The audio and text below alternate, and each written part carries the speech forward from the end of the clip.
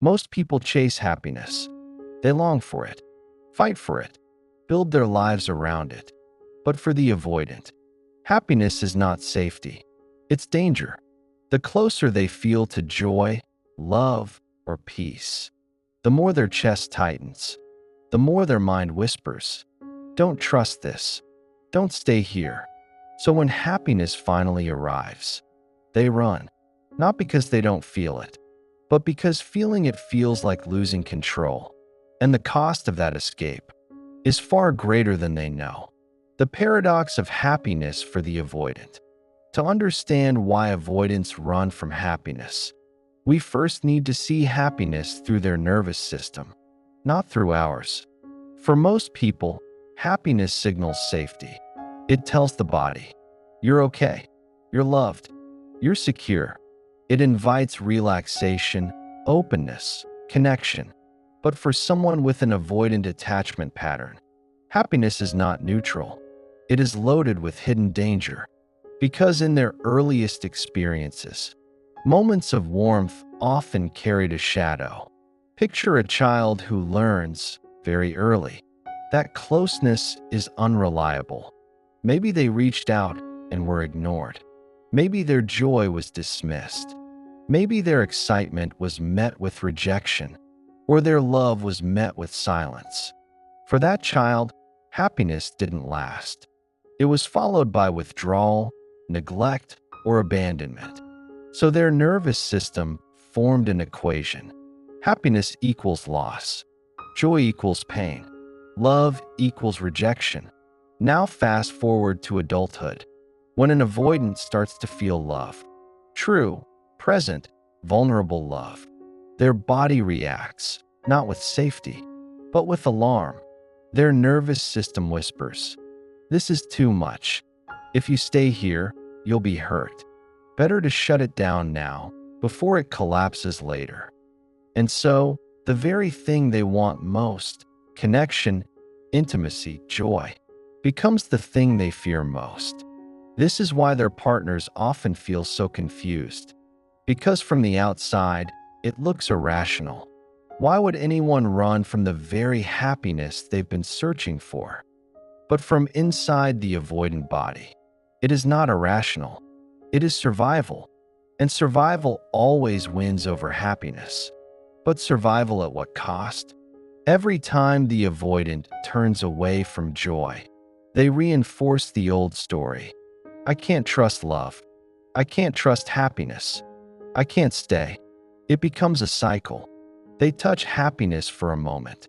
Maybe a laugh, a kiss, a quiet morning with someone they love. And then the panic sets in.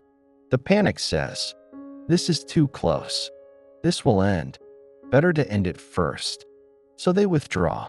They go cold. They disappear. Not because the happiness wasn't real, but because the happiness was too real. And here's the heartbreaking part. The avoidant doesn't just run from their partner. They run from themselves. From the part of them that longs to stay. From the child inside who only ever wanted to be held, but learned that holding never lasts. Happiness becomes a mirror. It shows them what they never got. It shows them what they're terrified to lose again. So instead of staying in it, they shatter it. And in shattering it, they confirm their deepest fear. I can't hold happiness. It doesn't belong to me. This is the paradox. The avoidant wants happiness. They crave it. They dream of it. But when it arrives, it feels like too much to carry. And so they run, not to escape the other person, but to escape themselves. Because happiness, for them, is not comfort. It is confrontation. Confrontation with every wound, every abandonment, every silence. They've been running from their whole lives. And running feels safer than staying.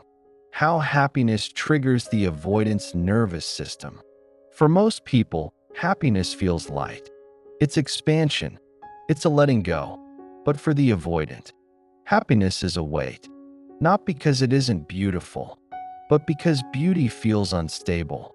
Their nervous system doesn't just see happiness. It scans for its end. Think of it like this.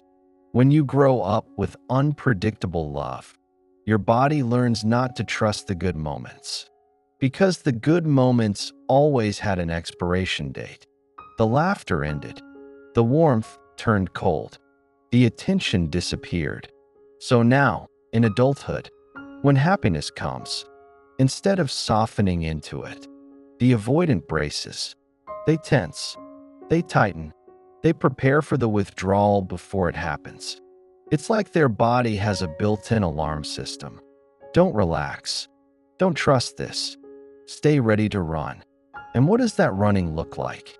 It can be subtle, pulling away during a deep conversation, avoiding eye contact when things feel intimate, suddenly needing space right after a tender moment. Or it can be drastic, ending the relationship when things seem perfect, disappearing after a weekend of closeness, sabotaging happiness before happiness can betray them. The avoidant is not running from the partner. They are running from the collapse they expect to come. They are trying to control the ending, so the ending cannot control them. But here's the truth no avoidant wants to face. Running doesn't protect them. It imprisons them. Because every time they withdraw from happiness, their nervous system learns the wrong lesson. It learns, yes, closeness is unsafe. Yes, love equals danger. Yes, happiness is the first sign of heartbreak. And so the cycle continues. The body never updates the story. It never learns that happiness can last. It never discovers that love doesn't always vanish. This is why avoidants can feel stuck in their own lives. They build careers. They achieve independence. They create routines that look stable. But when it comes to relationships, it's like happiness always slips through their fingers. Not because it isn't offered to them, but because their body cannot hold it. Now let's get more precise. What exactly happens in the avoidance body? When happiness arrives, neuroscience gives us some clues. When closeness or joy is felt, the parasympathetic nervous system should activate, the rest and connect state. But for avoidance, the sympathetic nervous system often hijacks instead, the fight or flight response. Why? Because closeness feels like threat, joy feels like risk, happiness feels like exposure. It's not that they don't feel the good. They do. They feel it deeply, but feeling it deeply overwhelms them. So their body numbs. They shut down emotionally. They create distance. They silence their needs. Anything to regulate the wave of vulnerability that happiness awakens. This is why an avoidant partner can look cold right after a loving moment. It's not that the love wasn't real. It's that the nervous system flipped a switch from openness to self-protection. And this switch can happen in seconds. But here's the most heartbreaking layer. Avoidants don't just run from happiness in relationships. They run from happiness in themselves. They struggle to celebrate their own wins. They feel restless after success. They downplay joy as if it's not important. Because happiness feels unsafe everywhere, not just in love. To feel happy is to feel vulnerable. To feel vulnerable is to risk disappointment. So they would rather feel neutral than risk the devastation of joy turning into loss. Neutral feels safe. Loneliness feels safe. Independence feels safe. But safe is not the same as alive. This is the inner tragedy of the avoidant. Happiness doesn't feel like a gift. It feels like bait, something that lures them in, only to vanish and leave them exposed. So they run, again and again, until one day they look back and realize they weren't running from others. They were running from the very life they wanted to live. The cost of running from happiness. Every choice we make has a cost. And for avoidance, the cost of running from happiness is massive. It's not always obvious in the moment, but over time, It shapes their lives in ways they can't ignore. At first, the cost looks small. A canceled date, a moment of silence instead of openness, a hug that feels stiff instead of warm. The avoidant tells themselves, it's no big deal. I just need space. But what they don't see is how each withdrawal leaves a tiny crack in their connections. Each moment of pulling away teaches the other person a painful lesson. That closeness is not safe with them. That love will always be met with distance. And here's the thing, those cracks never stay small. They widen, they deepen, they eventually turn into walls so tall that even the avoidant themselves can no longer see over them. The cost shows up in relationships first. Partners feel confused. One moment, they feel chosen. The next, abandoned. They start to wonder, am I too much? Am I the problem? They bend themselves trying to fit. They give more, love harder, wait longer. But over time, even the most patient heart gets tired. The chasing slows down. The reassurance dries up. The partner stops reaching out. And eventually, they leave. Not because they stopped loving, but because they could not keep surviving in a relationship where love felt one-sided. And this is one of the great tragedies for the avoidant. They lose not just people, they lose the very chance at intimacy they secretly long for but cannot stay with. But the cost doesn't stop at relationships. It's internal too. Inside, the avoidant splits themselves in two. One part aches for love, for arms to collapse into, for the safety of someone who stays. The other part recoils from that very thing. It tenses at closeness. It treats tenderness as suffocation. It says, run before you get trapped. Living in that split is exhausting.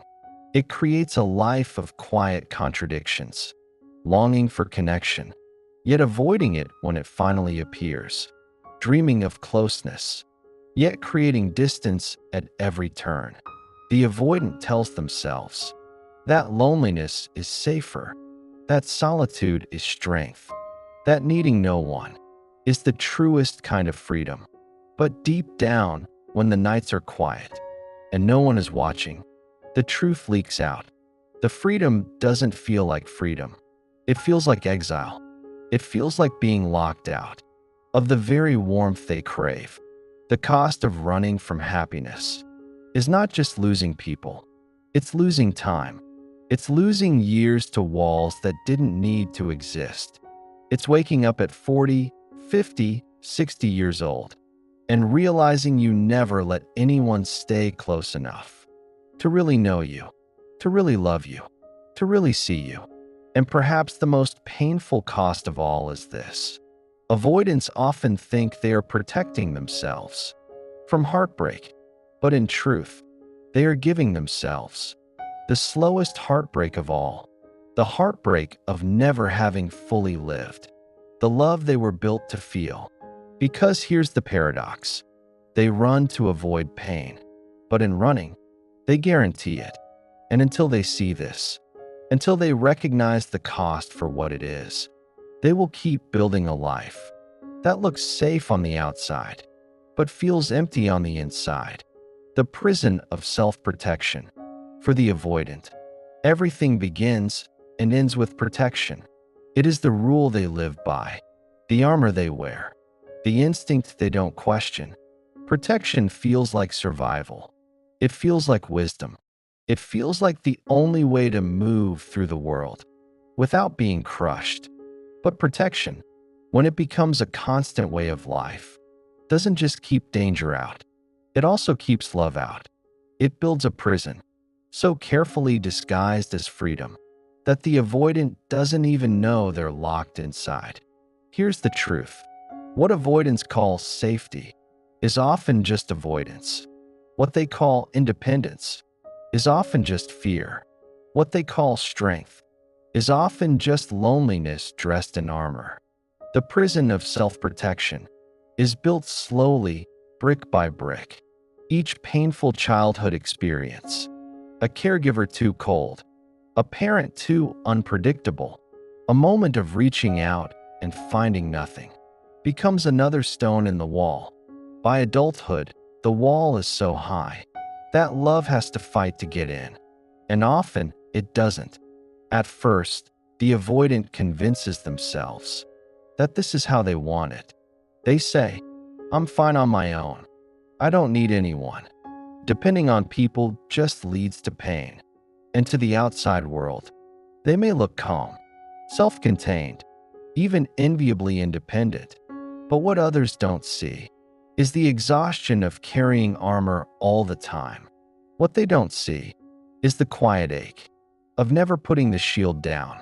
Inside the prison, the avoidant both rules and suffers. They are the guard and the prisoner. They control every entry point, but they are also the one who never tastes the fullness of freedom. The cruel paradox is this: the very strategies that once saved them are now the same strategies that starve them. Because when you grow up, learning that closeness equals danger, distance becomes your survival. But when you stay distant as an adult, love cannot find you. And without love, your survival is hollow. The prison of self-protection shows up in the smallest moments. A partner reaches for their hand, and they pull away without thinking. A friend asks how they're really doing, and they change the subject. Someone says, "I love you," and instead of warmth, they feel pressure building in their chest. It also shows up in the bigger moments. They may leave relationships suddenly, not because they don't care, but because care feels like a trap. They may sabotage intimacy, picking fights, withdrawing, convincing themselves their partner is the problem. They may chase achievement, hobbies, or solitude as substitutes for connection, telling themselves it's enough.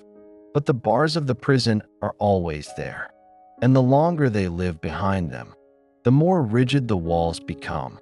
One of the deepest costs of this prison is that avoidants don't just protect themselves from pain. They also protect themselves from joy. They protect themselves from wonder, from the kind of healing that only comes from letting another heart close.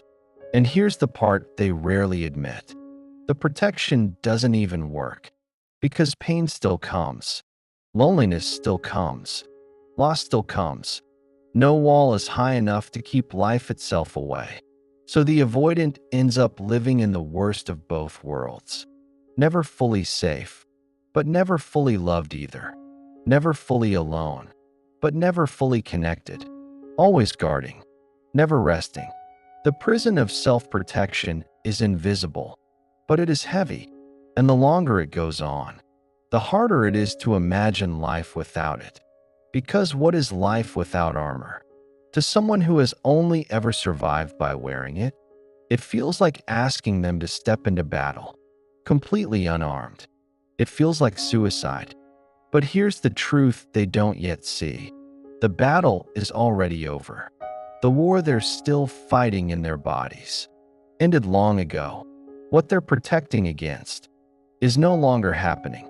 But their nervous system doesn't know that. Their inner child doesn't know that. So the prison continues. And yet, there are cracks in every wall. Moments where the avoidant feels a sudden warmth, a fleeting desire to stay, a spark of safety in someone's eyes. For a second, they want to step out of the prison. But almost as quickly, fear drags them back in. And that is where the real struggle lies. Not in knowing what love is, but in believing they can survive it. Not in wanting connection, but in trusting they won't drown in it. The prison of self-protection is one of the greatest costs of avoidant attachment, because it doesn't just block others from coming in. It blocks the avoidant from ever walking out. The silent longing they can't escape. For all their rules, for all their distance, for all their careful control, avoidants cannot escape one truth. They long for love too. They may not show it. They may not say it. They may not even allow themselves to feel it. But under the surface, The longing is there. It always has been. It shows up in quiet ways. The way they watch other couples from a distance. The way they replay old memories at night of someone they once let close and then pushed away. The way their chest tightens when they realize they don't really have anyone to call in their darkest moments.